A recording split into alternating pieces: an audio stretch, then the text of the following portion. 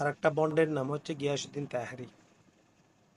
কতদিন ডিজে গান, কতদিন নাচ গান, বিয়ে বাড়ির গান, কতদিন এই শায়ের, মানে এক এক সময় এক এক ধরনের বেশ।